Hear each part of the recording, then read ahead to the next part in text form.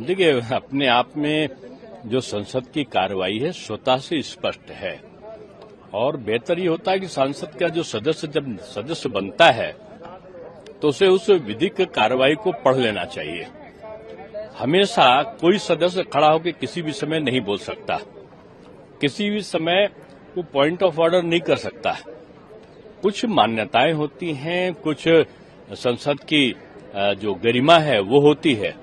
हर समय उठकर खड़े होना और उसमें अपना ये चाहना कि मैं वहां पर लगातार बोलता रहूंगा, ये संसद की कार्रवाई में संभव नहीं है। हर चीज को बोलने के लिए अगर कोई नेता प्रतिपक्ष बोलना चाहते हैं तो उनके पास तमाम विषय हैं।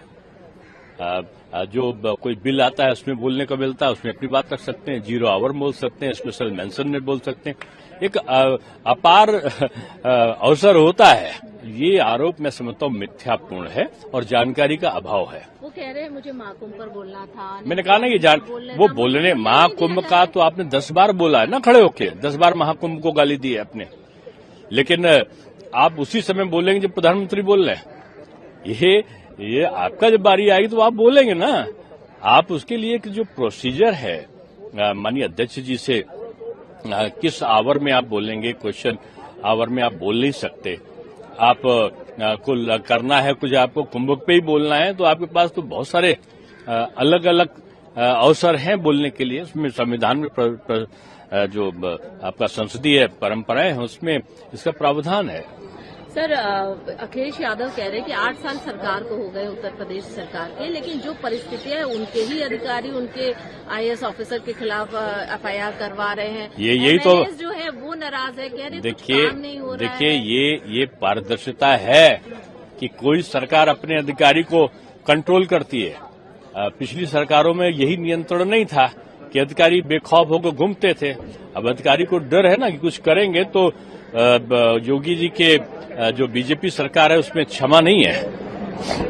एक और भी सर सवाल है, संभल की एसडीएम वंदना मिश्रा ने बोला है कि जो लोग त्योहार छुट्टी आ रहे हैं, नवरात्रि है, ईद है और महानवमी है, तो एक मीटिंग में पीस कमेटी की जो मीटिंग हुई है उसमें ये कहा गया है कि जो रास्ते पे जो ऐसे रोड पे जो नमाज पढ़ा जाएगा वो करने के लिए मना किया गया है और उस पर मैंने वो हमेशा वो तो ये कोई विवाद है ही नहीं, उत्तर प्रदेश में तो है ही नहीं बिल्कुल।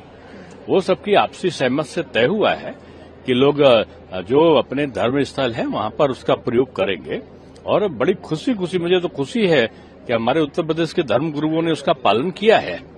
अब ये अनावश्यक कोई विवाद पैदा कर रहा हो तो अलग विषय है, ये कोई विषय नहीं है। अच्छी तरह ईद भी मनेगी, अच्छी तरह नवरात्र भी मनेगी, होली भी मनी है तो ईद भी मनेगी।